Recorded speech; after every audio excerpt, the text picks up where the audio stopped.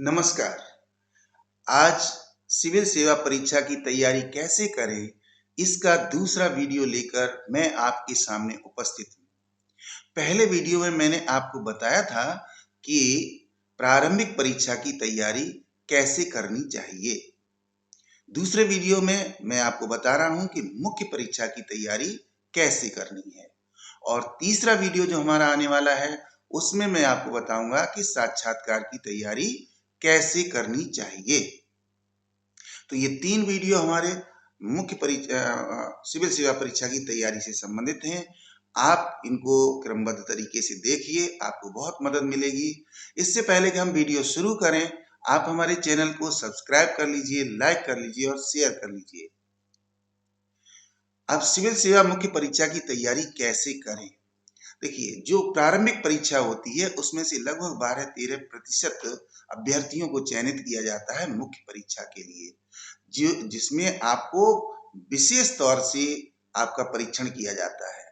इसमें जो मूल्यांकन के आधार होते हैं, वो क्या होते हैं, वो समझना बहुत जरूरी है। सबसे पहला ये जो बात हम आपको बताने जा रहे हैं, वो है गहन अध्ययन। आपके गहन अध्ययन की परीक्षा ली जाती है कि आपके अंदर बोधात्मकता कितनी है। तो इसके लिए बहुत जरूरी है कि आप सिलेक्टेड और इंटेंसिव स्टडी करें, चीजों को बहुत गहराई से समझें, तभी आपका काम चलने वाला है। तो इसलिए बहुत अच्छी तरीके से आपको अध्ययन करना है। दूसरी बात है संगठित, सशक्त और सूक्ष्म अभिव्यक्ति। जो आपकी अभिव्यक्ति है, क्योंकि ये निबंधात्मक शैली की परीक्षा होती है, इसलिए इसमें आपकी अभिव्यक्ति का परीक्षण किया जाता है। तो ये आपको अपने अंदर योग्यता पैदा करनी होगी कि किसी विषय वस्तु को कैसे संगठित करना है, कैसे उसे सशक्त तरीके से प्रस्तुत करना है, कैसे सूक्ष्म को विस्तारित करें, कैसे विस्तारित को सूक्ष्म करें, ये बहुत आवश्यक है। अगली जो महत्वपूर्ण बात है वो है स्पष्ट लेखन, अर्थात जो आप लिखेंगे वो बहुत ही स्पष्ट होना चाहिए, जिससे कि उसे आसानी से पढ़ा जा सके। अगली महत्वपूर्ण बात है भावपूर्ण निबंधात्मक शैली। क्योंकि ये निबंधात्मक परीक्षा है, पूरा लेखन परीक्षा है, तो इसमें आपको अच्छे अच्छे भाव लाने होंगे। तो भावपूर्ण शैली आपकी होनी चाहिए, जिसमें कि बहुत जरूरी है कि आप जो लिखें वो इस तरीके का हो कि जो परीक्षक को प्रभावित कर सके। अगली बात है सरल, सुबोध एवं प्रभावी भाषा। आपकी भाषा सरल होनी चाहिए, बोधगम्य होनी चाहिए और प्रभावी होनी चाहिए। किसी भी तरीके से जटिल या कठिन शब्दों का उपयोग नहीं करना चाहिए जो कि समझ में न आ रहे हों, तो ऐसा नहीं करना चाहिए। अगली महत्वपूर्ण बात है विषय वस्तु की क्रमबद्धता। जब आप प्रश्न का उत्तर लिखें तो उसकी विषय वस्तु को क्रमबद्ध तरीके से संगठित करें। ऐसा ना हो कि जो चीज पहले लिखी जानी है वो बाद में आए और बाद में लिखी जाने वाली चीज मध्य में आ जाए, ऐसा नहीं होना चाहिए। जो प्रश्न का उत्तर होता है, अपेक्षा की जाती है कि उसमें पहले परिचयात्मक विषय वस्तु दी जाए, फिर मुख्य विषय वस्तु या कंटेंट दिया जाए और अंत में जो है वो निष्कर्ष अवश्य दिया जाए। इन चीजों का ध्यान रखना होगा। अगली बात है निर्धारित अंकों के अनुसार प्रस्तुतिकरण करें, कि प्रत्येक प्रश्न के लिए निर्धारित अंक होते हैं और उसके अनुसार ही आप प्रस्तुति दें। ऐसा नहीं कि अगर कम अंकों की कोई भी बात पूछी गई है तो उसे बहुत ज्यादा लिख दें और जो ज्यादा अंकों की पूछी गई है उसे कम लिखें। ऐसा नहीं होना चाहिए, बिल्कुल संतुलित होना चाहिए। अगली बात है समीक्षात्मक दृष्टिकोण। जब आप मुख्य परीक्षा के प्रश्नों के उत्तर को लिखें तो उसमें बहुत सारे प्रश्न ऐसे होते हैं जिनके सैद्धांतिक उत्तर होते हैं। हो सकता है कि उस सिद्धांत से आपकी विचारधारा मेल न खाए, फिर भी आपको पक्ष और विपक्ष दोनों ही प्रस्तुत करने हैं। आपका दृष्टिकोण बिल्कुल समीक्षात्मक होना चाहिए, किसी भी तरीके से पूर्वाग्रह से ग्रसित दृष्टिकोण नहीं होना चाहिए। अगली जो महत्वपूर्ण बात है जिसमें मूल्यांकन का आधार होता है वो है तर्क संगत प्रतिपादन शक्ति। आपकी लेखन के द्वारा आपका लॉजिक पहुंचना चाहिए परीक्षक के पास। जो भी आप लिखें वो लॉजिकल हो और उसे शक्तिपूर्ण तरीके से आप प्रतिपादित करें। कोई भी चीज उसमें ऐसी ना हो जो अनलॉजिक लगे या तर्क संगत ना लगे, ऐसा नहीं होना चाहिए। अगली और अंतिम बात मैं बताने जाता हूँ, मैं चाहता हूँ मूल्यांकन के बारे में, कि वो है कि मूल्यांकन बिंदुओं का समावेशीकरण। यानी जो भी प्रश्न का उत्तर आप लिखें उसमें मूल्यांकन बिंदुओं का समावेशीकरण अवश्य होना चाहिए। यानी कि हर उत्तर में अपेक्षा की जाती है कि कुछ वैल्यू पॉइंट्स होते हैं और वो वैल्यू पॉइंट्स आपके उस उत्तर में आने चाहिए। ऐसा नहीं कि आपने बहुत बड़ा अच्छा खासा उत्तर लिख दिया है लेकिन उसमें वैल्यू पॉइंट्स हैं ही नहीं, तो आपको अंक किस आधार पर मिलेंगे? आपको लगता है कि आपने बहुत अच्छा उत्तर लिखा है, लेकिन जो प्रश्न से अपेक्षा की जाती है, जो उत्तर से अपेक्षा की जाती है कि किन कौन से वैल्यू पॉइंट्स आने चाहिए, यदि वो नहीं पहुंचे परीक्षक के पास, तो आपको अच्छे अंक नहीं मिल पाएंगे। तो मैं समझता हूं कि इन प्रश्नों के उत्तर देते समय इन मूल्यांकन आधारों को देखना बहुत जरूरी है, समझना बहुत जरूरी है। तो ये सारी बातें एक एक करके आप अच्छी तरीके से समझ लीजिए। अगली बात है कि मुख्य परीक्षा की तैयारी करते समय या मुख्य परीक्षा देते समय किन किन महत्वपूर्ण सावधानियों को अपनाना चाहिए, किन चीजों से बचना चाहिए। सबसे पहली बात, योग्यताओं और संभावनाओं पर विचार करें। तात्पर्य सीधा सा ये है कि आपकी अपनी योग्यता क्या है और संभावनाएं क्या है, उन पर विचार करें और उसके अनुसार लिखें। आप हो सकता है कि किसी प्रश्न का उत्तर आपको ना आ रहा हो या कम आ रहा हो, तो बिल्कुल घबराने की जरूरत नहीं है। आप अपनी योग्यता का उपयोग कीजिए और जो संभावना बनती है उसके आधार पर उत्तर लिखिए। अगली बात, अतिरेक से बचें। अतिरेक का मतलब है किसी भी उत्तर को लिखते समय या तैयारी करते समय मैंने तो बहुत पढ़ लिया है, मैं तो बहुत अच्छा कर रहा हूं, तो इस अतिरेक से बचना चाहिए। किसी भी तरीके से अतिशयोक्तिपूर्ण परिवेश से बचना होगा आपको। अगली बात, अवांछित उदाहरण या वक्तव्य आदि से बचें। देखिए, प्रश्न का उत्तर लिखते समय ये बहुत जरूरी है कि वांछित उदाहरण आप लिखें, कोटेशंस भी आप लिखें, लेकिन ऐसा नहीं है कि आप बहुत ज्यादा उदाहरण दे दें, बहुत ज्यादा वक्तव्य दे दें और पता चले कि जो उत्तर की मूल विषय वस्तु है वो तो दब गई और उदाहरण और वक्तव्य उस पर छा गए। तो इसका मतलब ये होगा कि आप सैद्धांतिक पक्ष से अलग हट रहे हैं। आप जो है उसका जो कहना चाहिए कि सजाने और संवारने का जो तरीका है उसे आप ज्यादा महत्व दे रहे हैं, तो ऐसा नहीं होना चाहिए। जहां आवश्यक हो जरूर लिखें, लेकिन बहुत ज्यादा नहीं। अगली बात है, अत्यधिक गंभीर ना हो। देखिए भाई, ये सिविल सेवा की मुख्य परीक्षा है तो गंभीर तो आपको होना पड़ेगा, साधारण सी बात है, लेकिन बहुत ज्यादा गंभीर ना हो, क्योंकि ज्यादा यदि आप गंभीर हो जाएंगे तो आपका आत्मविश्वास डगमगाने लगेगा, आपको दिक्कत होगी और फिर आप सही तरीके से उत्तर नहीं लिख पाएंगे।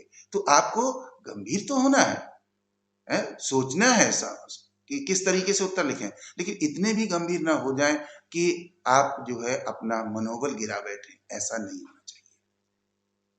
अगली बात, सुसंगत विषय सामग्री को ही आधार बनाएं।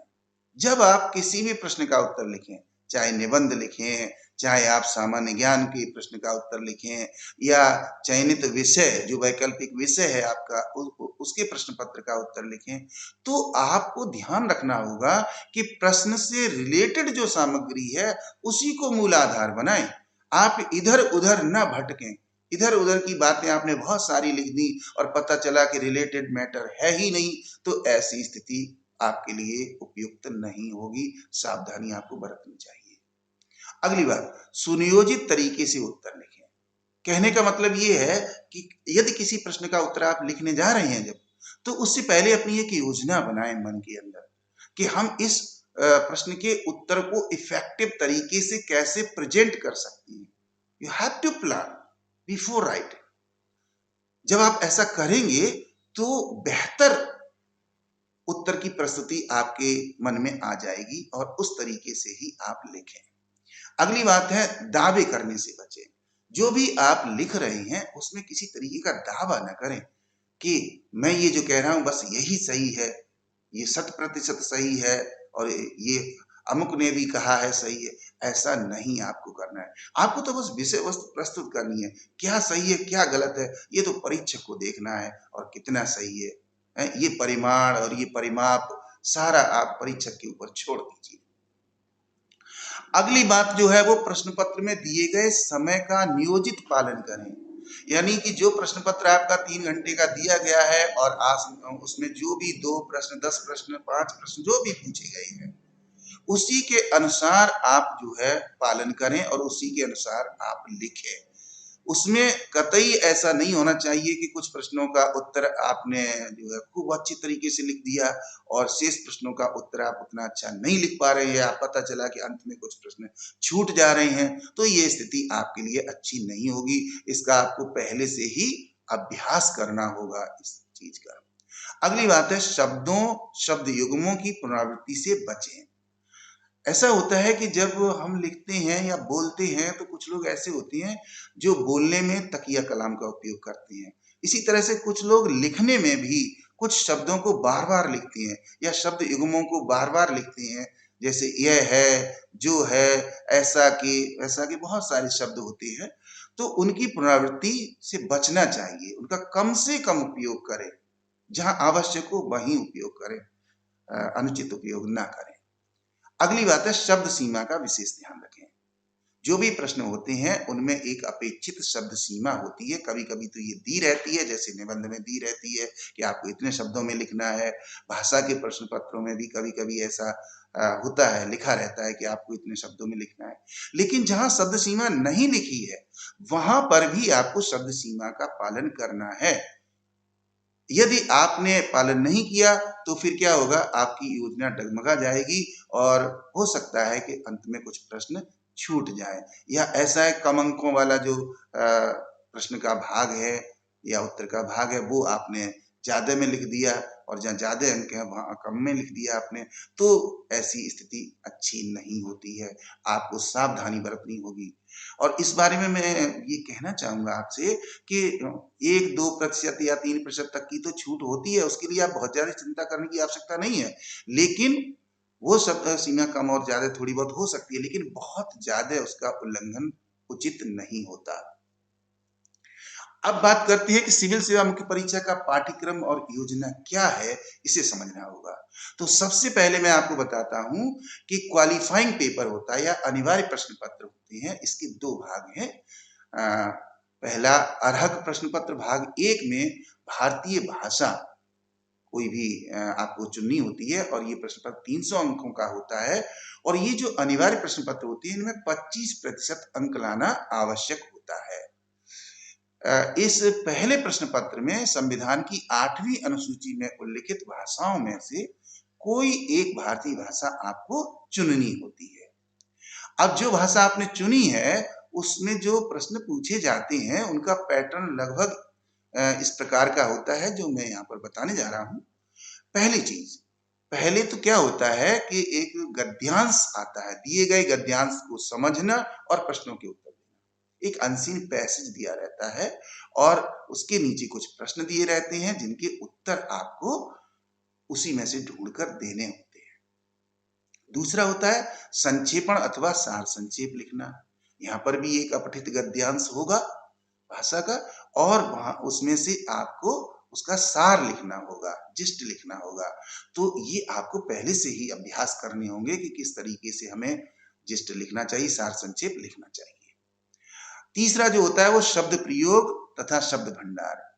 प्रत्येक भाषा में बहुत सारे शब्द होते हैं, शब्द भंडार होता है। उन शब्दों का प्रयोग कैसे किया जाता है इसमें, जैसे अनुलोम विलोम है या पर्यायवाची हैं या सूक्तियां हैं या क्रिया है, विशेषण है, बहुत तरीके के शब्द होते हैं, उनके बारे में ये प्रश्न होते हैं। अगला है लघु निबंध या अनुच्छेद लेखन। प्रत्येक भाषा में लघु निबंध पूछा जाता है, दिए गए विषय होते हैं और उनमें से आपको ये लिखना होता है। अगली बात है अंग्रेजी से भारतीय भाषा तथा भारतीय भाषा से अंग्रेजी में अनुवाद। यानी कि जो भी भाषा का आपने चुनी है उसके पैसेज दिए रहते हैं और उनका आपको अंग्रेजी में अनुवाद करना होता है, या अंग्रेजी पैसेज होगा उसका आपको उसी भाषा में अनुवाद करना होता है। यहाँ पर महत्वपूर्ण बात यह है कि ये प्रश्न पत्र मैट्रिकुलेशन स्तर का होता है, लेकिन मैं यहाँ पर परामर्श देना चाहूंगा कि आपको उससे और उच्च स्तर का अध्ययन करना होगा, तभी आप जो है इसमें सफल होंगे। ऐसा आपको करना है।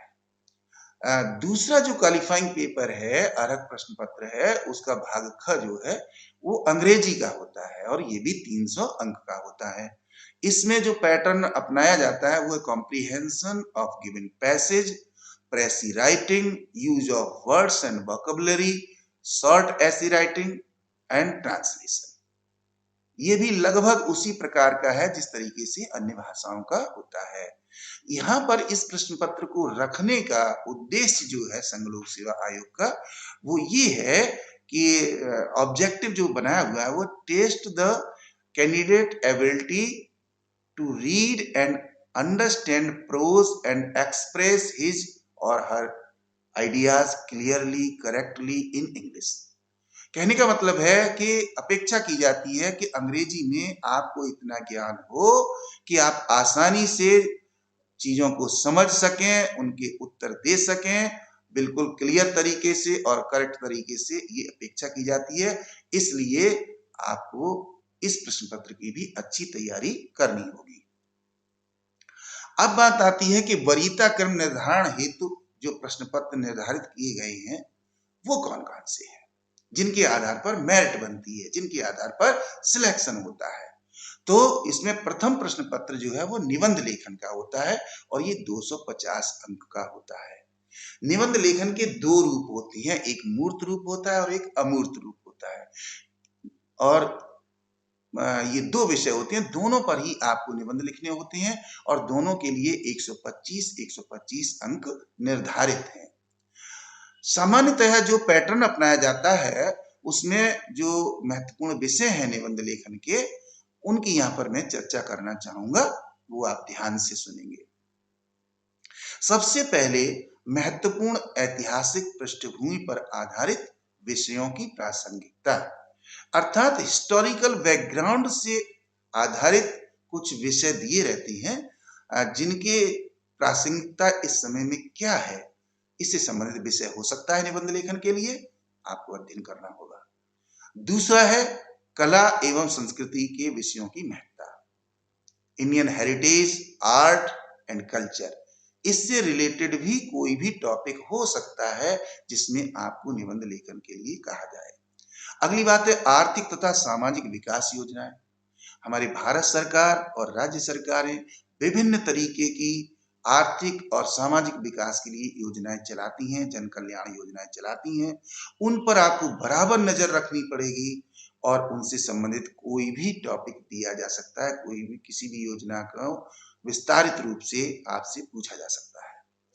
अगली बात है समसामयिक घटनाओं पर आधारित उभरते हुए प्रश्न, जो करंट अफेयर्स हैं उनमें जो मुद्दे चल रहे हैं और अगर वो मुद्दे महत्वपूर्ण हैं तो उनसे संबंधित भी टॉपिक हो सकता है।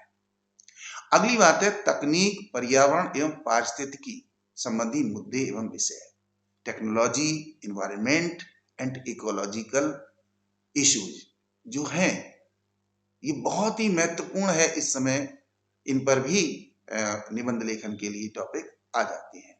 अगली बात राज्य एवं प्रशासन पर आधारित चिंतन, जो हमारी राज्य व्यवस्था है उस व्यवस्था से आधारित बहुत से ऐसे चिंतन हैं जिन पर विचार होना चाहिए, तो ऐसे विषय भी निबंध लेखन के लिए दे दिए जाते हैं ताकि आपकी एबिलिटी को समझा जा सके, पहचाना जा सके। अगली बात है अन्य महत्वपूर्ण ज्वलंत विचारणीय मुद्दे, अगर कोई वर्निंग इश्यू चल रहे हैं नेशनल और इंटरनेशनल लेवल पर तो उनसे संबंधित विषय भी दिया जा सकता है। अगली बात है साहित्यिक परिवेश एवं परिवर्तन संबंधी विषय, लिटरेचर से संबंधित भी विषय दिया जा सकता है निबंध लेखन के लिए कि किस तरीके से साहित्यिक परिवेश में परिवर्तन हो रहा है। तो ये तो निबंध का प्रश्न पत्र था। अब इसके बाद जो द्वितीय प्रश्न पत्र है आपका, इसमें सामान्य अध्ययन का ये प्रथम प्रश्न पत्र होता है और इसके लिए भी 250 अंक निर्धारित होते हैं।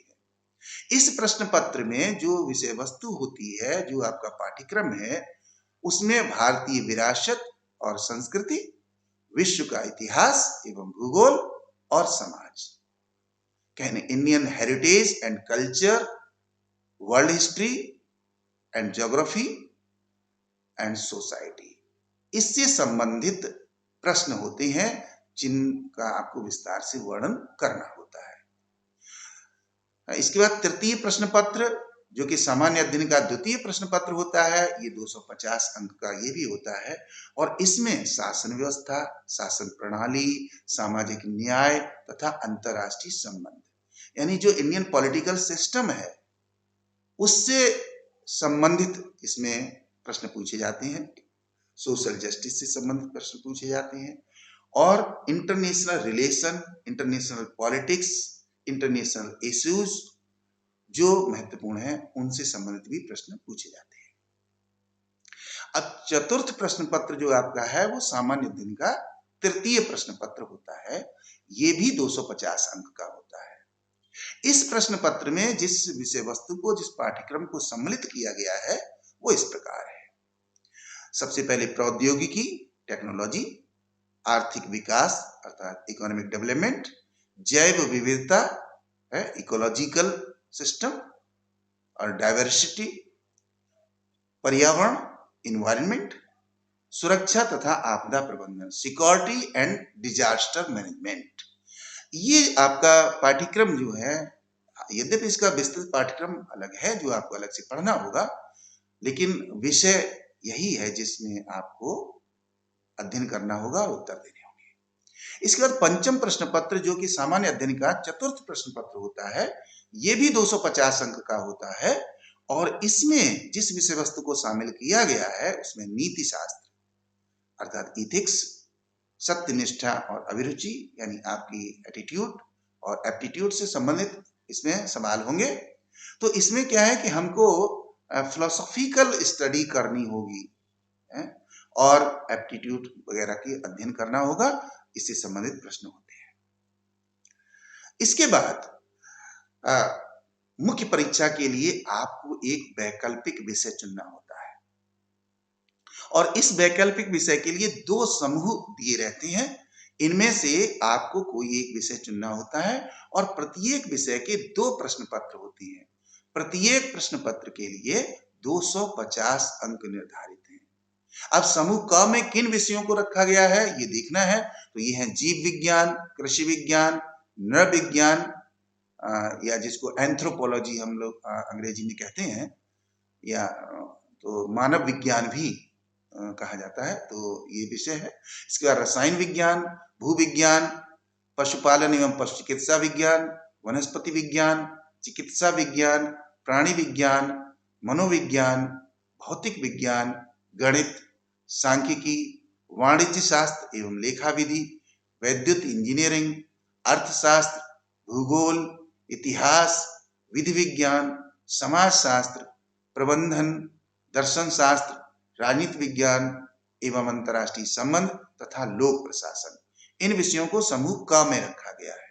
समूह ख में विभिन्न भारतीय भाषाओं तथा अंग्रेजी में से किसी एक भाषा का साहित्यिक अध्ययन, यानी किसी भाषा का लिटरेचर आपको पढ़ना होगा और इसका एक विस्तृत पाठ्यक्रम होता है। जब आप उस वैकल्पिक विषय को चुनेंगे तो उससे संबंधित आपको जो पाठ्यक्रम है वो पढ़ना होगा। तो ये अभी तक आपको मुख्य परीक्षा की मैंने बात बताई। इसमें आपको हमने 2 क्वालिफाइंग पेपर बताए जिनमें 25% अंक लाने होते हैं। इसके बाद जो वरीयता क्रम निर्धारित करने के लिए आपको 1 प्रश्न पत्र निबंध का बताया, उसके बाद 4 प्रश्न पत्र सामान्य अध्ययन के बताए और इसके बाद वैकल्पिक विषय के 2 प्रश्न पत्र बताए। तो इस तरीके से ये कुल मिलाकर के आपके 7 प्रश्न पत्र बनते हैं और ये प्रत्येक प्रश्न पत्र 250 अंक का होता है। इस तरीके से वरीयता क्रम निर्धारित करने हेतु आपकी मुख्य परीक्षा कुल मिलाकर 1750 अंक की होती है, जिसके लिए आपको तैयारी करनी है।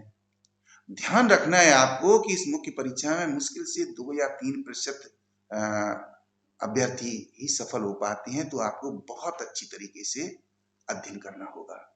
अब इस मुख्य परीक्षा के लिए कुछ विशेष महत्वपूर्ण ध्यान देने वाली बातें हैं जिन पर मैं चर्चा करना चाहूंगा।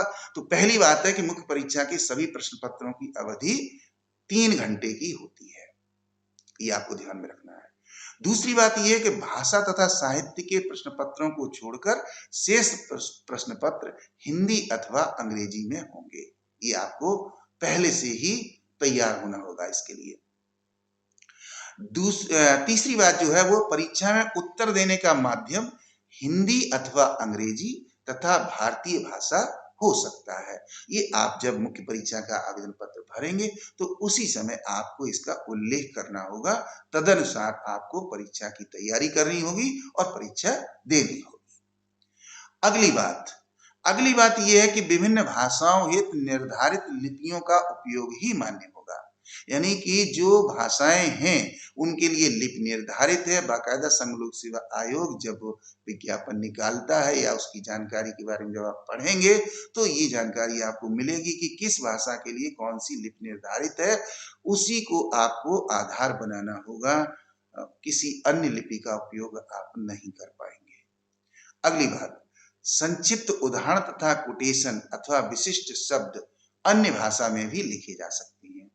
आपने उत्तर देने का माध्यम कोई भी भाषा अपनाई है तो उससे इतर आप जब लिख रहे होंगे तो उसे प्रभावी बनाने के लिए उत्तर को आप अन्य भाषा का कोटेशन दे सकते हैं, उदाहरण दे सकते हैं और टेक्निकल टर्म भी लिख सकते हैं। ये छूट होती है, लेकिन इनको बहुत ही नियंत्रित रूप में आपको उपयोग में लाना होगा।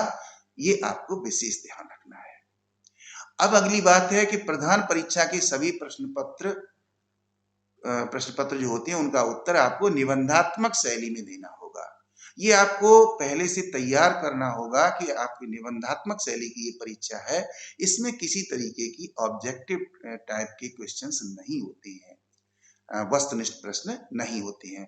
तो आपको मुख्य परीक्षा की तैयारी करते समय ये ध्यान रखना होगा कि आप लिखने का ज्यादा से ज्यादा अभ्यास करें, क्योंकि आप जिस तरीके से लिखेंगे वही आपकी योग्यता का आधार बनेगा और उसी के अनुसार आपका मूल्यांकन होगा। तो इन विशेष बातों को आप जरूर ध्यान में रखेंगे।